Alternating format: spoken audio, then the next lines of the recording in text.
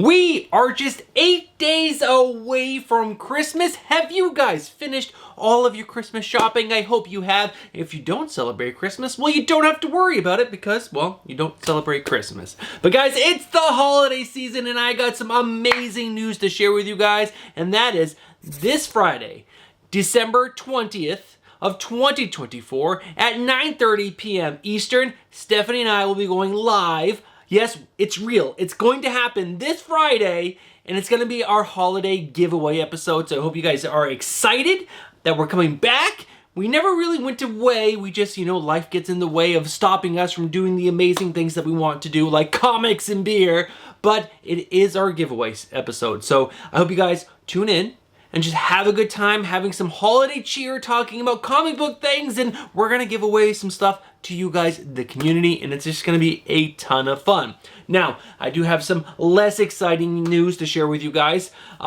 Fridays or Thursdays or Fridays, whenever my final order cutoff video comes out, will be the last video of 2024. I'm going to take the rest of the year off before diving into 2025 with some small tweaks to this video. And yeah, we'll probably keep the final order cutoff video the same, and then we'll figure out comics and beer as the year goes on because life is crazy. I know wrestling is going to be very intense for Nate the month of January, and also Sophia's travel softball is going to kick in as well. So we'll fit it in as much as we can, but guys, that is the update. That is the news. Let's not waste any more time because this is a huge week for comics. So let's go ahead and dive into today's video.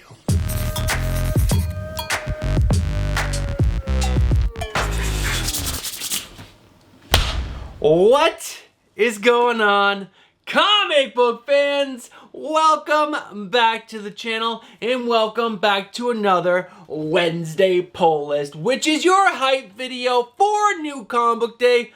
Or is it my hype video? I guess it's my hype video that I present to you. I try to get you guys pumped and excited about all the books that are on my pull list because there are some really good ones. And this week's pull list is huge. It's gigantic and there's so many good books that I read yesterday because I read almost every single book yesterday. The previous issue, I should say. The previous issue to the books that are on my pull list this week. I read 22 books yesterday, which was a lot of reading. But it was just so much fun diving into all those amazing stories. We are going to cover all the best covers, all the new number ones, and then we're just going to go over the entire pull list. So let's not waste any more time, because this video could be a little long, like it always is. So let's go ahead and dive right into my cover lover picks. Now I'm about to show you guys all the covers that I found that I think I would buy these comic books based on just the cover art alone, but this is my opinion, guys. There are so many amazing covers that come out every single week, and I'd just like to remind you guys, use the website League of Comic Geeks. Go to their new comic section and you can see every single cover that is coming out this week, and there's probably some covers on there that you're gonna absolutely love that just is not my cup of tea. But guys, there are so many good covers. So let's go ahead and dive right in. And the first one up is Ultimate Spider-Man issue number 12. This is the 1:25 ratio variant done by Pepe Larraz. There's just something about this guy's artwork that just stands out to me, and I think every single cover and interior page that he does is just fantastic. And this one is so cool. Now next up is a cover that I thought I really liked, and then someone in the Discord, if you guys have not joined the Discord, there is a link down in the description below and you 100% should. But they pointed out to me that the hands in this cover are really weird and it made me not like the cover so much. And guys, this is the variant cover in the 1:100 Virgin ratio variant done by Ji-Hung Lee. We got Mary Jane Watson on the cover. You got a little spider coming down. It's cool, but then if you keep looking down and you see her hands, they're so weird looking. Why would Ji-Hung Lee do the hands like that? It's so weird. Now this next cover is again for Ultimate Spider-Man issue number 12. This is the Patrick Gleason WEBSTORE exclusive. There is a trade dress and there is a Virgin, and I love everything until you get down to Spider-Man. Again, you got Mary Jane Watson on the cover, but it's in like that style he does, almost like the web head style. But then Spider-Man just looks weird. Like, why is he doing this like gigantic split again across like the bottom? It's so weird. But the top part is so good.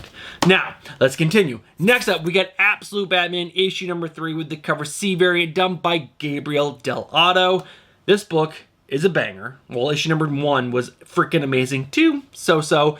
But the cover and the idea of this book is so great, and Gabriel Del Otto knocked this cover out of the park. Now next up is Nightwing, issue number 121 with the cover B variant done by Dan Panosian. Panosian bringing another heater, but this one not with a sexy, gorgeous lady, no, with Nightwing looking absolutely badass. A little negative space variant there for you, so good. Next up, Batman Superman World's Finest, issue number 34 with the cover D variant, which is the Artist Spotlight variant done by David Nakayama. Not my favorite, but it's still a cover lover pick because it's pretty good. All right, guys, next up, we got New Gods, issue number 1 with the cover D variant, which is the Birth of a New God Acetate Virgin variant done by Evan Cagle.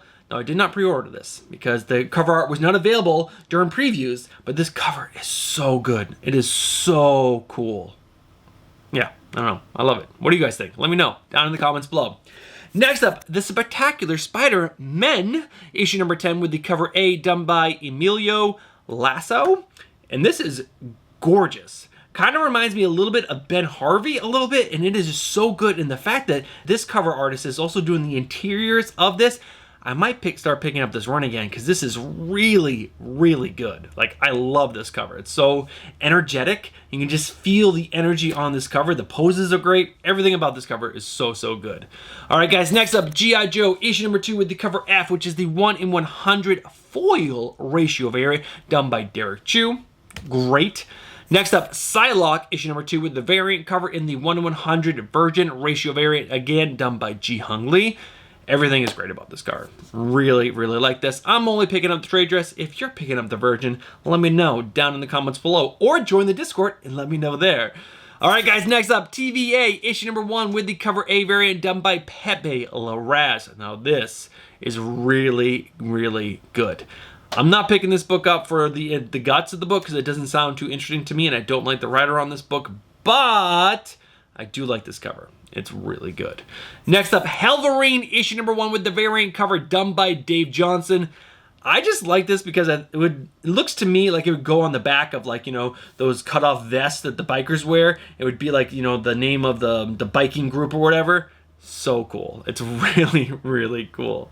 All right, guys, next up we got Thundercats issue number 11 with the cover D, also the cover X, which is the 1 in 25 virgin, also cover ZB, which is the 1 in 10 trade dress foil, and also the cover ZD, which is the 1 in 25 foil virgin ratio variant done by Ivan Tao. I love it when Dynamite has so many covers that they go through the whole entire alphabet and they start going through it again. It's so insane, but I really, really like this cover by Ivan Tao. Now, next up, we got some badass Sonic covers. All right, guys, this is Sonic the Hedgehog, issue number 75, and I like the cover A, which is done by the Sonic team. That's what League of Comic Geeks has as the artist, but it's really stinking cool. I also like the cover B variant done by Mario Fonesca, which I think is my favorite. It is so cool. And I also like the 1 in 10 virgin ratio variant done by Natalie Foundrain. And again, it's just a really stinking cool cover. I guarantee you this will be on Stein's 10 list probably this week or next week, because all these Sonic 1 in 10s are always hard to get their hands on. And this is just a really cool cover. All right, guys, next up is the Deadly Tales of the Gunslinger Spawn, issue number 1 with the cover A done by Patrick Reynolds, and it is just a badass cover. All right, guys, next up, Penthouse issue number 6. This is the cover A. It's done by Jeff DeCall. I've picked up some of these Penthouse issues in the past and tried to read them, and the guts really aren't that good, but the covers, especially this one by Jeff DeCall, is so awesome. All right, guys, next up is DuckTales issue number 2. I've been talking about this cover ever since it was on previews, and then now it's on, it was on FOC, and now it's finally coming out. This is DuckTales issue number 2 with the cover E, but also the cover L, which is a 1 in 20 virgin variant, and this is called the Classic Art variant. I guess this is some of the art from the original drawing of DuckTales featuring Launchpad, and it is so good. I love this cover. All right, guys, next up is probably the best cover coming out this week. This is Vicarious issue number 3 with the cover A and also the cover C, which is a 1 in 10 virgin ratio variant done by Dan Panosian. There's just something about this cover that is just incredibly good. And if you can get your hands on that 1 in 10, that's going to be where it's at. All right, guys, next up, Absolute Superman issue number 1 with the second print variant done by Rafa Sandoval. Absolutely fantastic. Also, next up, we got Absolute Superman issue number 1 with the second print foil Virgin done by Matteo Scalera. I have this, but it's the first print 1 in 25, not a foil. Next up, Absolute Superman second print black and white 1 in 25 Virgin ratio variant done by Rafa Sandoval. This is also a wraparound variant. And next up, we get Transformers issue number 1, the 10th print embossed foil variant done by Daniel Warren Johnson. And that is the final cover on my cover lovers list. So many good covers. Guys, I would love to hear from you guys. What was your favorite cover? Or if there is a cover that I missed that you really love and you would like me to see that cover, guys, just post it down in the comments below. All right, guys, so that means we can move over to the next section, which is checking out my pull list. Now, as you guys can see, as I smash into my desk, this is a huge pull list. There's no way, with the focus and the blur, that you guys can see what books those are. So let me go ahead and throw them up on screen right now.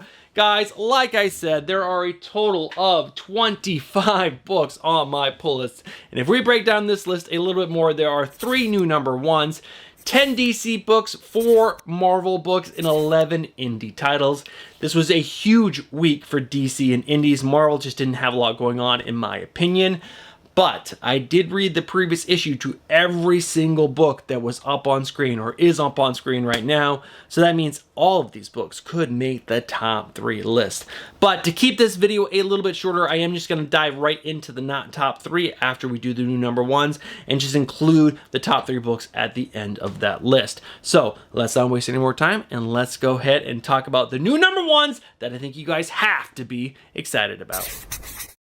Before we check out those new number 1s, this is the quick break in the video that I try to do every single week to remind you guys, if you guys are enjoying this video, please smash that like button. It helps the video out so much.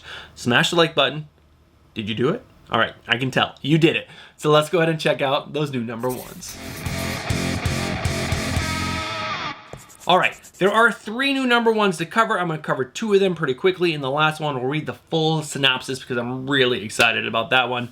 So the first book up that I'm excited about is Green Lantern, Green Arrow, World's Finest Special issue number 1. This is coming from the writer of Jeremy Adams, and it's going to have art by Lucas Mayer. Now, I would be super excited if there was a Green Lantern, Green Arrow, World's Finest book that was a continuing series. I think that would be absolutely amazing. But this is a one-shot, so it's got me a little less excited once I found that out.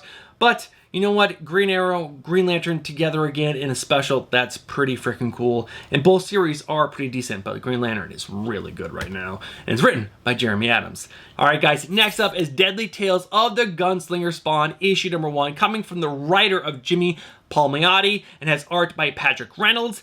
I am just a big fan of the Spawn universe right now. I wasn't for a while, but I am like all in on almost every single title coming out from this universe. I think the only ones that I am not reading right now is Rat City and Violator. Every single other book I'm just really enjoying, especially Scorched and the main Spawn series, but King Spawn and Gunslinger Spawn are both fantastic. And just getting another book focusing on Gunslinger, but like, you know, tales from his past is just gonna be so good. And this cover by Patrick Reynolds and the fact that he's doing the interiors has got me really freaking pumped. Now, next up is a book that I'm really excited about, and that is New Gods, issue number 1. This is coming from the writer of Rom V, and it's gonna have art by Jorge Fornes. Rom V on this book, with Jorge Fornes doing the interiors, is going to be such a good idea, or is such a good idea by DC Comics to bring this team together to tell this story. But let's go ahead and read the synopsis. An old god has died, and the reverberations of his passing are felt across the universe, setting forth the soldiers of an intergalactic army and awakening the latent powers of a mysterious child on Earth. But this has all been foreseen, prophesied by the source, and fed as enigmatic images to the agent Metron. Now, as Metron brings word of this cosmos-shattering prediction to the residents of New Genesis and Apocalypse, both worlds are thrown into chaos and conflict. On Earth, Scott Free and Barter find themselves unaware of the incoming chaos while consumed with their most daunting task yet, parenthood. Ron B and Evan Cagle bring the fourth world to a whole new generation in this epic and cosmic proportions. An old god has died. The new gods are born. Now, one thing League of Comic Geeks did not tell me, or I looked over at least, is that Evan Cagle is also one of the artists on this book. That synopsis just sounds really good. I love the fact that Ron B is keeping the idea that Scott Free and Barter have this child, and that is a huge part of their life. I think that's going to be so good. If you guys have not read Tom King and Mitch Gerard's Mr. Miracle, go and read that, because that will probably set up a little bit of the story with Scott Free and Barter, which is going to be part of this series. It's going to be so good. But guys, those are the new number ones, and that means it's time to dive in to the not top 3, but the books you gotta see. All right, guys, we've covered 3 books of the 25, so that means there's 22 books that we got to go through. So I'm really going to go through these quickly. That way this video is not blowing up to like be 45 or maybe a 60-minute long video, because no one wants that. But guys, how I do the not top 3, but the books you're going to see is I divide up my pull list into the okay, which are books that are like, okay, that I really can't, suggest you guys pick these books up because they're just okay. And then there's the good, which are solid comic books. I would suggest anyone at least give this book a try and see if you like it, because these are good comic books. But then there's the great. These are the bangers. These are the books that I think you guys have to be reading, because I think the stories are really, really good. Like, really good. So let's kick this off with the okay. There's only one book of the 22, and that is Namor issue number 5. I read issue number 4 yesterday, and it really is just an okay story. I really wish that, someone could take the character of Namor and lift him up to be the character that he should be, because he's a freaking awesome character, but everyone just doesn't seem to be able to write a story that's going to lift him up like that yet. All right, guys, next up are the good books, and there is a bunch. So we're going to kick this off with Absolute Batman issue number 3. Comes out this week. I read issue number 2 yesterday, and it was just a good comic book. Issue number 1 was incredible, but issue number 2 was kind of like, we peaked and we came down a little bit. So hopefully issue number 3 is going to go right back up. There were some really cool moments, like the Bat building, I guess, that turned into some kind of truck or something was freaking incredible. Next up, Artbound, issue number 2. Now, this is the Scott Snyder, Tom Hardy, and I forgot who the other writer on this book was. Tom Hardy just helped create the characters that are inside of it, and then the other 2 writers took it over. It was decent. Intergalactic, like way off into the future story, and we're doing horrible things, and there's this character that wants to stop the horribleness, and then obviously someone backstabs him, and then there's like some other stuff going on. Pretty cool. Next up, Batman Superman World's Finest, issue number 34.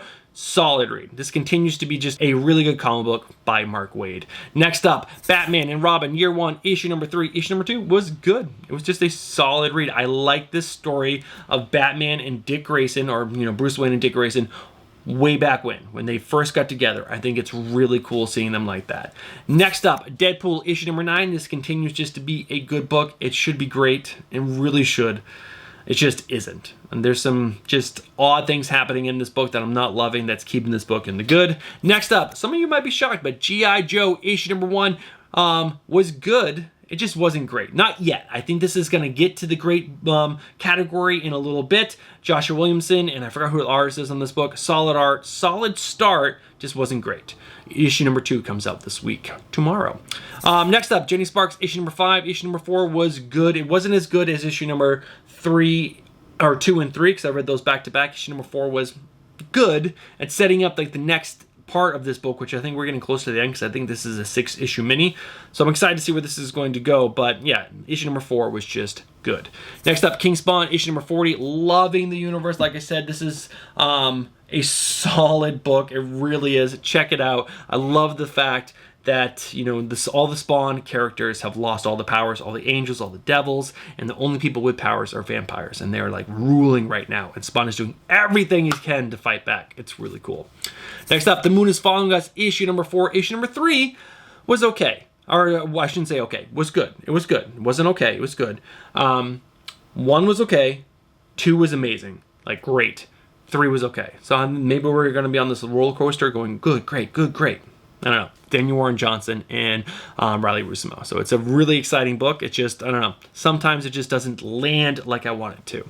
Next up, Plastic Man No More, issue number 4.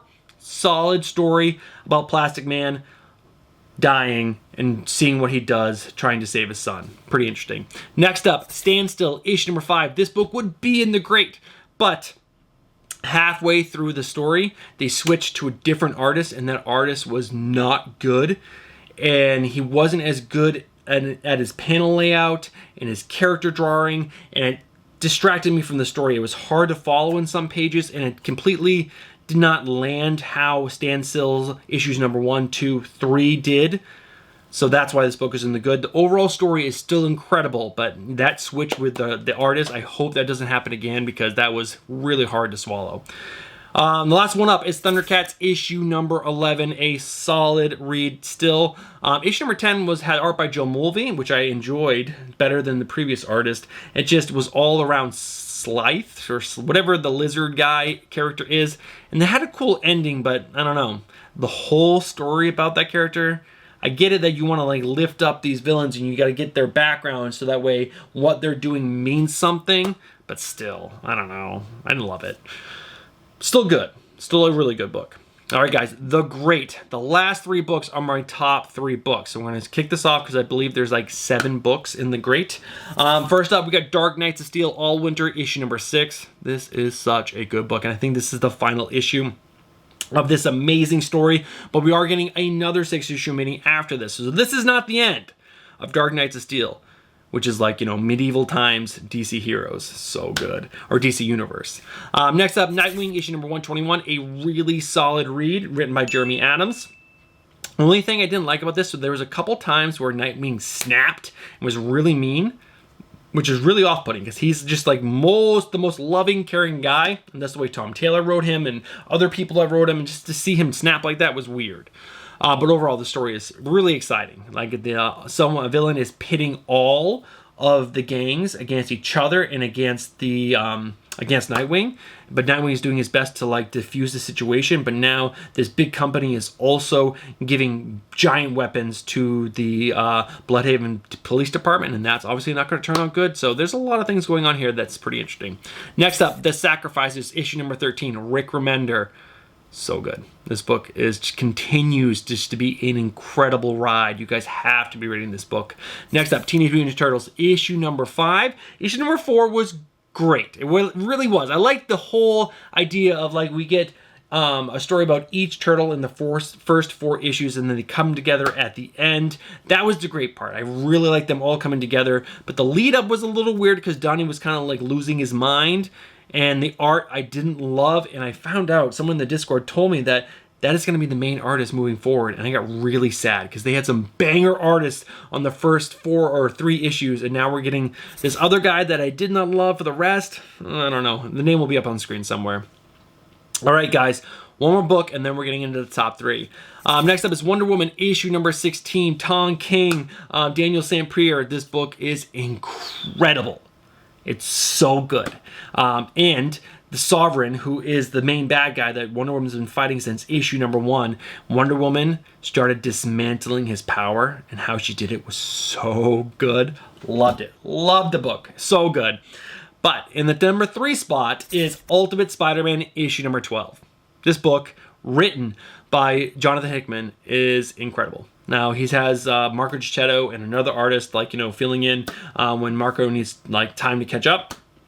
But overall, the story is just so incredible. And in this last issue, there was a great moment where Peter was out doing his thing, and then he came home after getting the crap beat out of him, and Mary Jane Watson, like, sat him down. He's like, I know I've been really cool about you doing this hero thing, and I know it's important to you, but I'm kind of freaking out now. And that was a great moment. And then he had another great moment with his Uncle Ben, because May has died, not Ben, and Ben's alive and doing some really cool stuff with J. Jonah Jameson. And there was another great moment with him. I don't want to ruin that. You guys should be reading this book. I love it that this book is more than just big action. There's some like really great story and character building moments that are, like, could be crushing. Like, where he's putting so much weight on himself, but he needs to do it, and it's just so good. So good. Next up, The Tin Can Society, issue number 4. Now, I'll put the creators up on screen. It is so incredible. The art by Francisco Mobili is like so great. I forgot who the writer on this book is, which is stupid of me. I should definitely 100% know, but there's a hero at the very beginning of issue number 1 that dies, and now his best friends are trying to find out who killed him, but they don't trust each other 100%. And in this last issue, issue number 3, it was incredible. There was a bunch of sex and boobs and penis shots, so you know, just know that this is a very adult book. Don't let your kids read this book, but it was really good. Again, the way the writer is telling this story is really putting a lot of cool moments for each character to shine and really let them develop to let us understand their motivations, which is going to be so big and it's going to pay off down the line. The writing is incredible. And like I said, Francisco Mobili's art is just hands down so great. The fact that he's doing the interiors blows my mind. Now, the best book that I think I read this week was Rockefeller's issue number 1. Issue number 2 comes out this week. Written by Peter J. Tosame and art by, I'm blanking. I have trying to describe 22 books to you guys is just, I'm totally blanking. Like I just talked about with Ultimate Spider-Man and Tin Can Society, the Rockefellers did such a great job of character development within one issue. One issue. I am completely sucked in to this family. There were so many great moments with each of the characters that gave you enough information to understand what that character, who they are, what their motivations are. And there were some big moments. I teared up in the first issue. The first issue, I'm not even that connected to these characters yet. But I was just like, I was tearing up. It was incredible. So good. And the art was amazing. Everything about this first issue blew my socks off. From the beginning all the way to the end. I'm not even going to ruin any of the story for you guys. You guys should be checking this out. It is time travel. I'll tell you that. And a family is just trying to protect themselves from something bad. We don't get a lot of information about the villain at the very beginning, but they're stuck in the past. They're stuck in 2024, which is really cool. Which is, they're going to go right into 2025 almost immediately, because in issue number 2, it's already Christmas time. So this is going to be a holiday issue landing in the month of December. So cool. Like, perfect timing. Perfect timing. But guys, that is everything for today's video. So I hope you guys really enjoyed it. But we're going to go ahead and wrap this video up. Alright guys, we are at the end of today's video, and I'm just gonna thank you guys if you guys have stuck around from the very beginning all the way to this point right now, and let you guys know, you guys are legends. Like the amazing legends that you are. You're such great supporters of the channel. Now, I do want to go over the reminders again one more time in case you skipped the very beginning. This Friday, December 20th, at 9:30 p.m. Eastern, Stephanie and I will be going live on the final episode of 2024 of Comics and Beer, and it is going to be a holiday giveaway episode. And you know Stephanie loves to be Oprah. Well, if you're new to the channel, you don't know that. But if you guys are OG like channel members, you know Stephanie loves to give stuff away. So make sure you guys are tuning in 9:30 p.m. Eastern this Friday. Comics and Beer holiday episode. What else? Yes, Thursday or Friday's final order cutoff video will be the final recorded video for 2024. I'm going to take the rest of the year off, and I'll start back up with another final order cutoff video the end of the week of the first week of January, and then we'll be back into our normal rhythm of Wednesday pull list and final order cutoff video, and hopefully enough Comics and Beer to fill out the rest of the year, and the whole year's worth of Comics and Beer. But guys, that's going to do it for me today. I hope you guys have a great new comic book day and get all the books that you want to pick up. I know there's so many good ones, but definitely pick up Ultimate Spider-Man, Wonder Woman, Tin Can Society, and the Rockefellers. Those will be my highest recommendations for you guys. All right, guys, have yourself a great day, and I'll catch you guys on Thursday with my final order cutoff video. All right, guys, I'll catch you in the next one. Peace.